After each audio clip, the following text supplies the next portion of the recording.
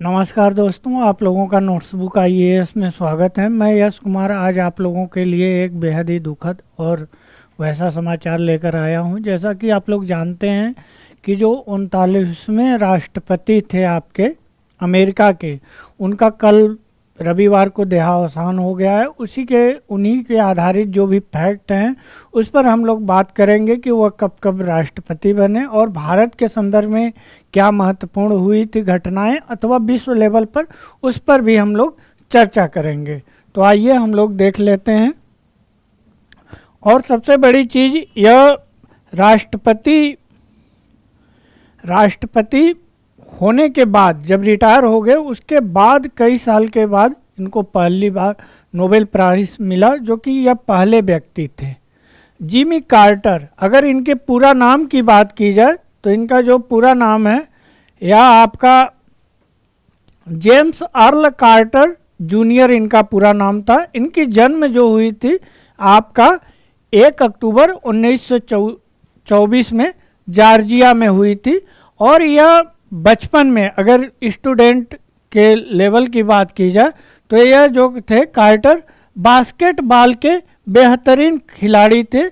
और इनके पिताजी जो थे आपके मूंगफली के किसान थे और इनकी माताजी जो थी वह नर्स थी। और प्रारंभिक समय में यह यूएस नेवी में 7 वर्षों तक सेवाएं दी और सेवाएं देने के बाद जब म्यांमार से युद्ध होने लगा तो उस समय इन्होंने वहां जाने से इनकार कर दिया, चूँकि राष्ट्रपति बनने के बाद यह माफ़ी भी मांगे थे इसके लिए।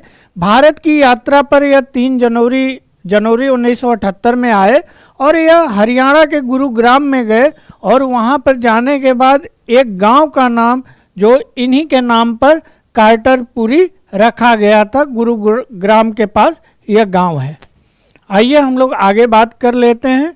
जिमी कार्टर जो थे 1977 से 1981 तक अमेरिका के 39वें राष्ट्रपति थे। और इनका जो निधन हुआ है यह जॉर्जिया में ही उनके आवास पर हुआ है। यह पेशे से, प्रारंभिक समय से ही बात किया जाए तो पेशे से यह किसान थे, जो मूंगफली की खेती होती है उसी में इनके पिताजी लगे थे, फिर उसके बाद यह लग गए। और अमेरिका के पहले राष्ट्रपति थे जो जलवायु परिवर्तन को गंभीरता से लिया। इन्होंने पूरी एक्शन में काम किए और इन्हीं के समय में इजराइल और जो मिस्र है इसके बीच शांति समझौता हुआ था।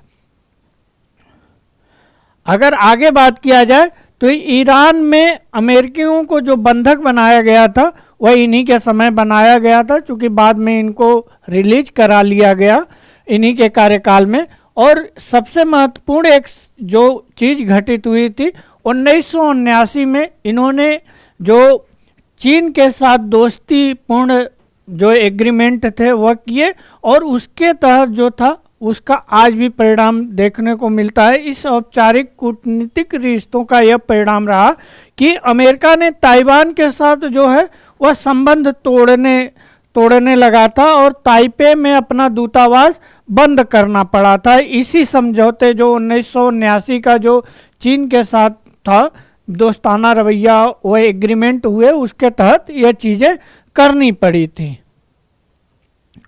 अगर बात किया जाए वर्ष 2002 में इन्हें नोबेल शांति पुरस्कार से सम्मानित किया गया था और पहले यह राष्ट्रपति थे जिन्हें पद छोड़ने के बाद यह पुरस्कार मिला गया था।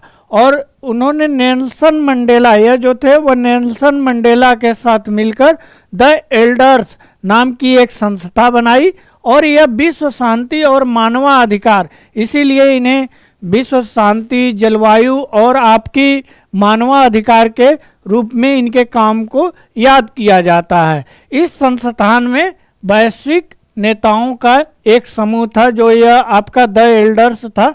इसमें जो नेता होते थे वह ग्लोबल लेवल के, आपके वैश्विक लेवल के लीडर होते थे। तो यह सभी आपको जो महत्वपूर्ण जानकारियां नोटबुक के द्वारा मिली, इसको आप अपने दोस्तों में भी शेयर कीजिए, क्योंकि इसमें कई फैक्ट हैं जो कि आपके परीक्षा और मेंस के भी लिहाज से महत्वपूर्ण है। धन्यवाद। नोटबुक आईएएस में जुड़ने के लिए आपका धन्यवाद।